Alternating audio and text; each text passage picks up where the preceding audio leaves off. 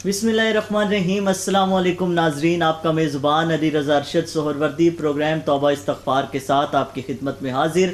अल्लाह के बबरकत नाम से शुरू, जो बड़ा ही मेहरबान और हमेशा रहम फरमाने वाला है, और करोड़ों दरूद हुज़ूर अकरम सल्लल्लाहु अलैहि वसल्लम की ज़ात पर और आपकी आल पर। नाज़रीन, फरमाया गया कि अल्लाह ताला ने हुक्म फरमाया है तमाम मोमिनों को कि अल्लाह के हुजूर सिद्के दिल से तौबा करो ताकि तुम फलाह पा जाओ, यानी उन तमाम अमाल से ताइब आ जाएं जिनसे अल्लाह नाराज़ होता है। और ये भी फरमाया गया कि सच्ची तौबा करने वाला तो इस तरह से हो जाता है जिस तरह उसने आज ही जन्म लिया हो। आज हम बात करेंगे इंशाल्लाह तौबा के फ़ज़ाइल और समरात के हवाले से, और इस हवाले से गुफ्तगू करने के लिए हमारे साथ स्टूडियोज़ में मौजूद हैं मोहम्मद इमरान हुसैनी साहब। अस्सलाम वालेकुम। और उनके साथ तशरीफ़ फरमाए हाफिज़ मोहम्मद इकबाल हज़ारवी साहब। अस्सलाम वालेकुम। आप दोनों अहबाब को बहुत शुक्रिया प्रोग्राम में तशरीफ़ आवरी का। वो आला हज़रत ने भी फरमाया था इकबाल हज़ारवी साहब के, करीम अपने करम का सदका तू लही में बेकदर को न शर्मा, तू और रजा से हिसाब लेना, रजा भी कोई हिसाब में, रजा भी कोई। वाह क्या बात। इकबाल हज़ारवी साहब। बिल्कुल जी, अल्लाह तबारक व तआला अपने बंदे से बड़ा प्यार करता है, और खुसूसन जब एक नौजवान तौबा करता है ना अपने गुनाहों से। 40 दिन तक कहा गया है कि अज़ाब मशरिक और मगरिब के कब्रिस्तानों से जाता है। मशरक और मगरब के कब्रिस्तानों से अज़ाब रब्बी ज़ुल जलाल उठा लेता है एक नौजवान की तौबा से। और हदीस मुबारक, बड़ी खूबसूरत हदीस मुबारक कि अत्ताइबु कमल्ला ज़ंब लहू, जो तौबा करने वाला है उसकी मिसाल ऐसे है जैसे उसने कभी गुनाह किया ही नहीं। ये फजीलत है रब की बारगाह में। और रब्बी ज़ुल जलाल कुरान में बहुत सारे मकामात पर इरशाद फरमाता है, उनमें से एक मकाम है फस्तगफिरूहु सुम्मा तूबू इलैहि इन्न रब्बी करीबुम मुजीब। तुम अपने रब से तौबा इस्तग़फ़ार तलब करो, बेशक तुम्हारा रब तुम्हारे बहुत करीब है और तुम्हारी दुआओं को सुनने वाला है। और जब बंदा गुनाहों पे आकर, क्योंकि गुनाहों में मुब्तला रहना ये शैतान की खसलत है, और गुनाहों से छोड़कर तौबा करके रुजू इल्लाह होना ये हज़रत आदम अलैहिस्सलाम की सुन्नत है। तौबा 3 चीज़ों का नाम है, मैंने अर्ज़ कर दिया कि एक उसको इल्म हो जाए, दूसरा उसको शर्मिंदगी हो, और तीसरा वो इरादा कर ले। इन 3 चीज़ों का नाम तौबा है। जब ये 3 चीज़ें हो जाती हैं तो रब्बी ज़ुल जलाल की रहमत उस पर बरसना शुरू हो जाती है। यानी इरादा पक्का हो कि आइंदा जो ख़ता मैंने की है, जो मुझसे गलती सरजद हुई है, ये मैं कभी भी नहीं करूँगा। अगर माज लगवी तौर पर वो करता है, यानी लुग़वी तौर पे भाई अभी ज़ुबान से कह देता है और उसको छोड़ता नहीं है, तो ये रब के साथ बहुत बड़ा धोखा है। सही। इकबाल हज़ारवी साहब, जिस तरह गुनाह सगीरा और कबीरा होते हैं, तो तौबा का तरीक़ाकार भी मुख्तलिफ होगा या तौबा एक ही तरह की होती है? तौबा एक ही तरह की होती है। जो ही उससे गलती सरजद होती है तो उस गलती पर अगर उसको एहसास हो जाता है, निदामत हो जाती है, वो रजू इल्लाह हो जाता है, तो ये तौबा है।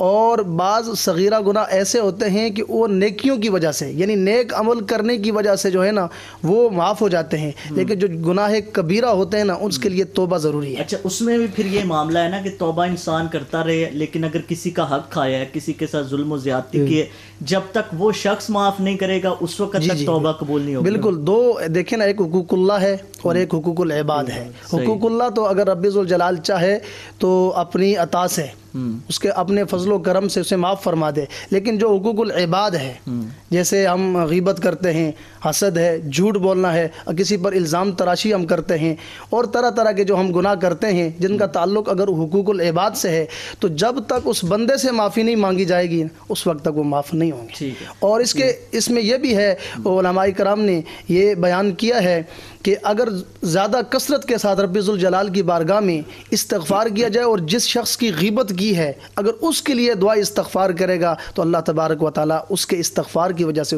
उसे माफ़ी अता फरमाएगा और उसकी बख्शिश हो सकती है। सुभान अल्लाह। क्योंकि वो फ़िरौन ने भी तो देख कर कहा था ना कि या अल्लाह मैं अब तेरी बारगाह में तौबा करता हूँ और मैं मानता हूँ। जब वो मामला उसको सामने आता हुआ नज़र आया कि अब मैं गर्क होने वाला हूँ समंदर में, तो उस वक्त उसने कहा था कि मैं अब करता हूँ। जी नहीं, अभी भी हुजूर अलैहिस्सलाम की उम्मत के लिए ये हुजूर की ही वजह से फजलो करम है कि आखिर तक, लेकिन जब रूह कब्ज़ करने का वो वैसे फ़िरौन वाला वाक़ई इसी तरह से ही है ना कुछ, जैसा कि मैंने आखिरी बात वो आखिर में उसने कहा कि मैं जब देख लिया بالکل جب دیکھ لیا تو اس وقت اس کی توبہ تو قبول نہیں ہوتی. لیکن یہ ہے کہ روح قبض ہونے کا جو معاملہ شروع ہوتا ہے، اسرائیل علیہ السلام آ جائیں تو پھر اس کے بعد کچھ نہیں ہے. اچھا، اس کے بعد کچھ نہیں ہے، کیونکہ ساری زندگی اگر آپ مخالفت کرتے نہیں. اس لیے وہ اعلیٰ حضرت کا کلام بھی ہے نا، لے پناہ آج لے ان کی پناہ، آج مدد مانگ ان سے، کل نہ مانیں گے اگر قیامت میں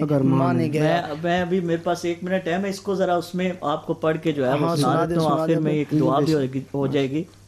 اعلیٰ حضرت فرماتے ہیں انہیں جانا انہیں مانا نہ رکھا غیر سے کام، اللہ الحمد میں دنیا سے مسلمان گیا، نعمتیں بانٹتا.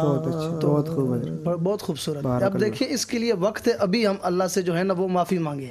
اور اگر جو شخص گناہوں پر ڈٹا رہا، اب توبہ کرنے میں جو رکاوٹیں ہیں وہ بہت ساری ہیں. ان میں سے ایک بڑی خاص جو رکاوٹ وہ یہ ہے کہ لمبی زندگی کی امید رکھنا، لمبی زندگی کی امید رکھنا، اور اللہ کی یاد سے غافل رہنا. سامان 100 برس کا پل کی خبر نہیں. یہ جو امید ہے نا یہ آپ کے گناہوں کو بڑھا دے گی اور اللہ کی طرف رجوع اللہ میں رکاوٹ بنے گی. اور دوسری بات ہے جو شخص توبہ نہیں کرتا اس کا شمار کس میں؟ رب ذوالجلال نے قرآن میں ارشاد فرمایا وَمَن لَّمْ يَتُبْ فَأُولَٰئِكَ هُمُ الظَّالِمُونَ. جو شخص توبہ نہیں کرتا اس کا شمار ظالموں میں. ہمارے پاس ٹائم ختم ہو گیا. عمران حسینی صاحب آپ کا بہت شکریہ، اقبال ہزاروی صاحب آپ کا بہت شکریہ. ناظرین آج بات ہوئی توبہ کے فائدے و ثمرات کے حوالے سے.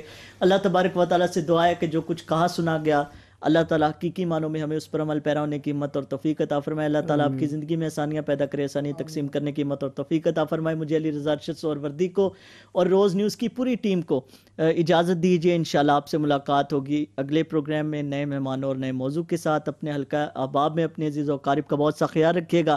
اللہ نگہبان.